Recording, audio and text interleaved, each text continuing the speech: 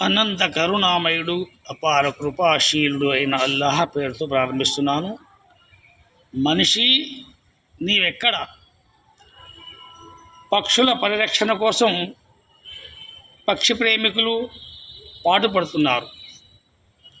వన్యప్రాణుల్ని కాపాడేందుకు జంతు ప్రేమికులు శ్రమిస్తున్నారు.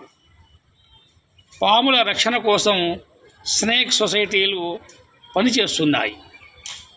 చివరికి పిచ్చుకలను సైతం కాపాడుకునేందుకు అంతర్జాతీయ పిచ్చుకల దినోత్సవాన్ని జరుపుకుంటున్నాము. కానీ రోజు ఎంతోమంది అమాయకుల హత్యలు వార్తలు వింటుంటే మానవ ప్రాణానికి విలువ ఉందా అనిపిస్తోంది. ఇస్లాం ధర్మం మానవ ప్రాణానికి అత్యంత పవిత్రతను, మనిషి గౌరవ మర్యాదలకు ఎంతో ప్రాముఖ్యతను ఇచ్చింది.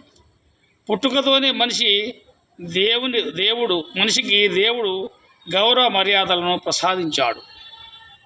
ప్రేమ, ఆదరణ, గౌరవం, తన హక్కులు లభించాలని, గౌరవ మర్యాదలు దక్కాలని ఇవన్నీ మనిషికి పుట్టించిన దేవుడు జన్మతః సాధించిన హక్కులు. దేవుని నమ్మేవాడైనా నమ్మని వాడైనా ఈ ప్రపంచంలో అల్లాహ్ పెద్దరికాన్ని ప్రసాదించాడు. తన కారుణ్యంతో అన్ని వనరులను సమకూర్చాడు. అందుకే ప్రపంచంలో పుట్టే ప్రతి ప్రాణికి పీల్చడానికి గాలి, నీరు, ఆహారం అన్నీ సమకూరుస్తున్నాడు. ఇదంతా మనుషులపై దేవుడి కారుణ్యం. ఇస్లాం ధర్మ బోధన ప్రకారం మనుషులంతా సమానం. అల్లా మనందరికీ ఈ విషయాల పట్ల అవగాహన చేసుకొని ఆచరించే మహాభాగ్యం ప్రసాదించుగాక. ఆమీన్ యా రబ్బల్ ఆలమీన్.